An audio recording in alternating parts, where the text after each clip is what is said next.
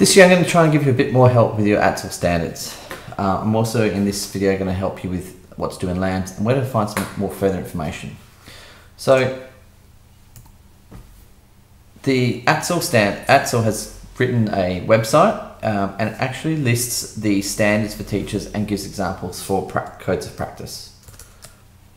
So here it's the teacherstandards.aitsl.edu.au. If you just put in AITSL into a website, it will come up with it. The website itself has lots of information about how to be a teacher, school leaders, and so on. What you want is, if you go here, I'm looking for the Australian Professional Standards for Teachers. And then within here, we have the standards. You also have the illustrations of practice. So here, I want to go to teaching standards.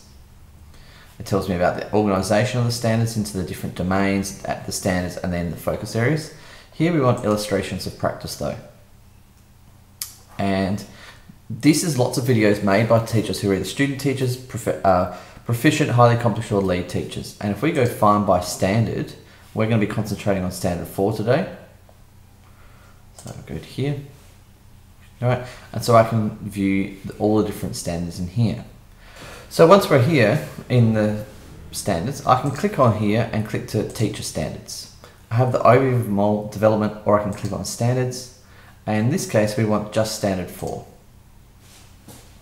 So here it's giving me the focus area, it's giving me the information at graduate level, and if I go to show illustrations, it's got a couple of videos in here demonstrating 4.1, which is of course support student participation. Now they're not focused on ICT because that's my focus and that's what I want you to be including, but it gives you some idea of what you can expect to do and some good ideas for evidence. What you're going to be doing is you're going to be demonstrating your knowledge of your AITSL standards. You're going to be demonstrating your knowledge of ICT and demonstrating your pedagogical justification for ICT. Each of those is worth 1 point.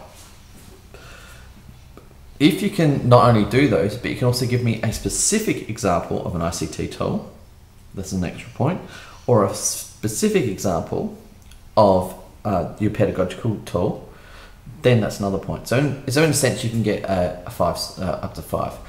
If I click on this one, I can see this person here has talked about support student participation during here. So this is just for standard 1. So they're identifying the AITSL standard.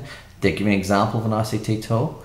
They're giving a reasoning. And then they've gone on to give an example of Coggle, which is the ICT tool, and then the example that you're going to use in your class. So this is quite good. I would say this is a 4 or 5.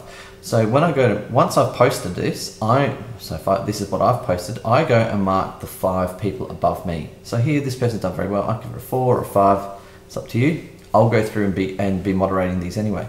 This next person, yes, they've talked about the AITSL standards. They're talking about a bit of technology with an example of Modo, and there's some kind of idea about what's going on with the how you do it in the class. So I'd say it's a 4, maybe a 3. This one here, they're not really reflecting upon the standard. They're giving no example. They're giving some vague idea of what you could do with ICT and a vague idea about what you could do as in class. So in that case, I'd say it's a 3. It's meeting the minimum graduate requirements. So I'd give it a 3-star, and I'd move on and mark the other ones. This person here, when they get their results back and go, oh, I see, I'm not giving really enough information, so when they go to do their e-portfolio, they'll be able to help out a lot more. So to give some kind of idea, standard 4.1 is support student participation. Now, a fairly easy standard because you want the students to participate in class rather than lecture style to them. And I'm looking for ICT tools to enhance this as well. So this person's answered very, very well. They've given the first sentence is explaining the standard. The second sentence is giving an ICT example. The third, or ICT reasoning. The third sentence is about how you can use the ICT pedagogically in the class. And then they've given a really good example down here. So they're using a web app such as Coggle to make a mind map, and they're giving their justification for it. Excellent answer. It has taken this person a lot of time to post this, but this would look amazing on their e-portfolio. 4.2, manage classroom activities. So obviously you're managing what's going on. Now, if you're thinking about ICT, there's 2 ways of doing this. You can manage what they're doing online, or you can manage the tools in the classroom. In this case, this person's has given an example against the AITSL standards. Then they've gone into using technology. They've also got the pedagogical reasoning here at the second half of this one. And then they've given an example of how to use iPads and this website and why this is such a good tool. 4.3, managing challenging behaviours. Now, again, this is something that you need to be aware of when you're doing a teacher, that challenging behaviours is going to come up. If you're thinking about ICT, then you may be thinking about how students are utilising ICT in the wrong manner, how you deal with it. So here this person is talking about the AITSL standards and corrective challenging behaviours.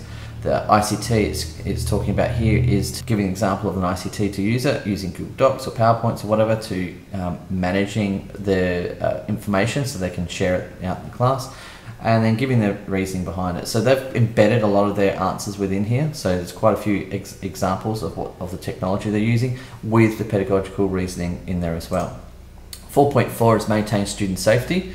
So again, you have to make sure that students are kept safe in class. You have a duty of care.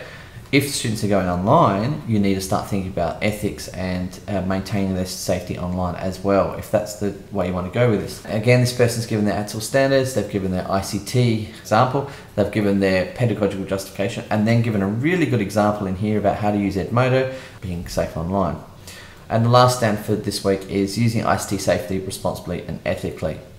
This is one of the few examples of AITSL that is talking specifically about ICT, even though ICT is embedded throughout the whole lot. This person talking about how ICT can be abused and how it needs to be used carefully. Well, it's basically talking about ICT all the way through, so most people are going to get a 4 or 5 for this anyway. And here they're talking about the pedagogical reasoning, and then they've gone on to give an example. So they're talking about using copyright.org, find an answer, pedagogical reasoning behind that. So we've covered this in this. Number 1, how to use where to go get some examples and some videos about the different standards. We've talked about how to upload stuff online and comment on LAMS, and we've also talked about giving you some examples of really good students' posts. Please keep in mind that as you're posting to LAMS, I would keep a copy of this on your computer as well. I realised that we did have a mistake in LAMS. I tried to fix something that I shouldn't have done. A lot of students were commenting that I had the word 500 characters. I took it out, and that because I was editing something that was already being worked on, it broke the system, and so I had to upload a new sequence. I won't do that again, so we shouldn't have any more troubles. The next video will be on how to set up your e-portfolio. That should help with this as well. But please keep a copy of your standards. Thank you.